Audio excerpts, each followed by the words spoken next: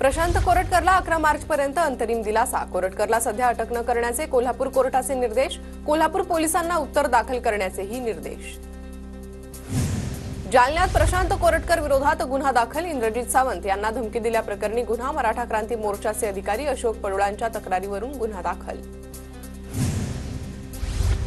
राहुल सोलापूरकरला पुणे पालिकेच्या सांस्कृतिक धोरण समितीतून काढून टाकावं. सोलापूरकरला समितीत घेणाऱ्यांना बरखास्त करावं. सचिन खरात यांची मागणी.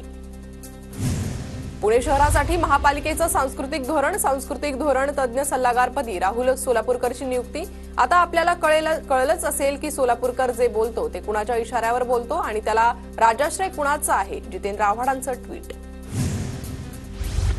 छत्रपती शिवाजी महाराजांसह इतर महापुरुषांचा अपमान केला जात असेल तर अशा लोकांची मुंडकी छाटून काली मातेच्या गळ्यात मुंडमाळा घातली पाहिजे. कालीचरण महाराजांची संतप्त प्रतिक्रिया. वाल्मिक कराडच संतोष देशमुखांच्या हत्येचा मास्टरमाइंड. सीआयडीनं दाखल केलेल्या आरोपपत्रातून महत्वाची माहिती समोर. पोलिसांनी नवीन कायद्याचा अवलंब करून पुराव्यासहित आरोपपत्र दाखल केलंय. संतोष देशमुख हत्या प्रकरण फास्ट ट्रॅकवर चालवण्यासाठी कोर्टाला विनंती करणार. मुख्यमंत्री देवेंद्र फडणवीसांची प्रतिक्रिया. कोणतीही कंपनी आपल्याला खंडणी देणार नाही. जो आडवा येईल त्याला आडवा करा. विष्णू चाटे तुम्हाला मदत करेल. वाल्मिक कराडच्या सुदर्शन घुलेला सूचना. सीआयडीच्या आरोपपत्रात स्पष्ट उल्लेख. संतोष देशमुख आडवा आल्यास त्याला कायमचा धडा शिकवा. आमच्या मागण्या पूर्ण न झाल्याचे परिणाम काय होतात याचा संदेश इतरांना द्या. सुदर्शन घुलेनं वाल्मिक कराडचा निरोप सर्व साथीदारांना दिला. दोषारोपपत्रात माहिती. खंडणी प्रकरणात अडथळा आणल्यानेच संतोष देशमुखांची हत्या. सुदर्शन घुले आणि इतर आरोपी संतोष देशमुखांना मारहाण करत असतानाचे व्हिडिओ सीआयडीकडे. हत्येच्या 48 तासापूर्वीचे कॉल डिटेल्सही समोर.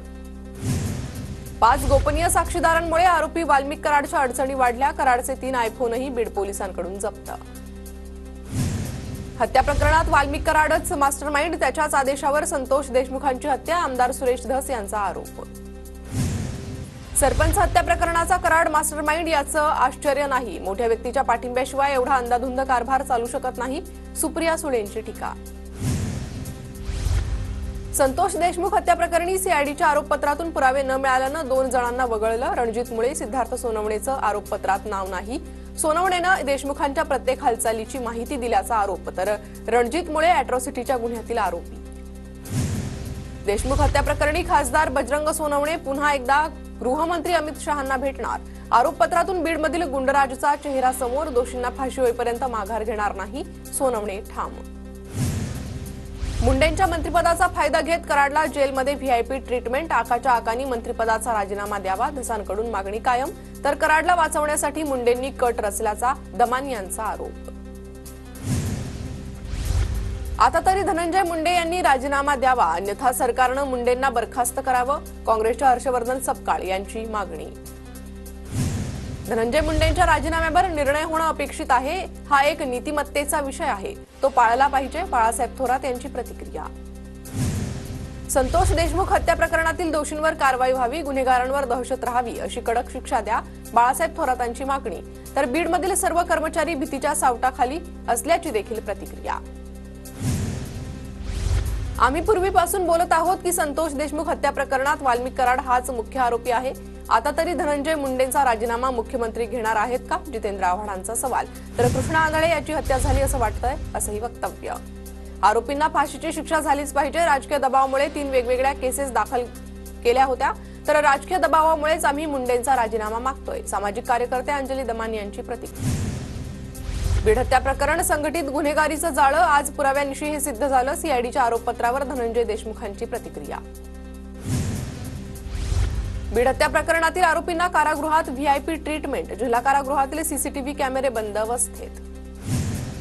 आरोपपत्राबाबत माहित नाही. सीआयडी कोर्टात माहिती देईल. जेव्हा माहिती होईल त्यावेळी बोलेल. आता पुण्यात आहे तर पुण्यातले प्रश्न विचारा. आरोपपत्रावरील प्रश्नावर पंकजा मुंडेंची प्रतिक्रिया. पंकजा मुंडे यांचं वक्तव्य ऐकून धक्का बसला. तुम्ही बीडच्या आहात, परळीमध्ये आहात, मग तुम्हाला विचारणार ना. तुम्ही अमेरिकेत गेलात तर तुम्हाला ट्रम्पवर विचारायचं का? पंकजा मुंडेंच्या वक्तव्यावर अंजली दमानी यांचा पंकजांना सवाल. बीडच्या परळीत सातभाई नावाच्या व्यक्तीला 18 ऑक्टोबर 2023ला मारहाण. सीसीटीव्ही असतानाही पोलिसांनी एफआयआर घेतली नाही. दमानिया यांची प्रतिक्रिया. तर सातभाईंना मारहाण करणारा धनराज फड, राजाभाऊ फड यांचा खुलासा. कृषी मंत्री माणिकराव कोकाटेंच्या निकालावर 5 मार्चला सुनावणी. चुकीच्या पद्धतीनं घरं लाटल्याचा कोकाटेंवर आरोप. शिक्षेविरोधात कोकाटेंनी केलं होतं आव्हान. कोकाटे कायद्यानं अपात्र आहेत, पण मंत्रीपद वाचवण्यासाठी त्यांची धडपड. संजय राऊतांची टीका.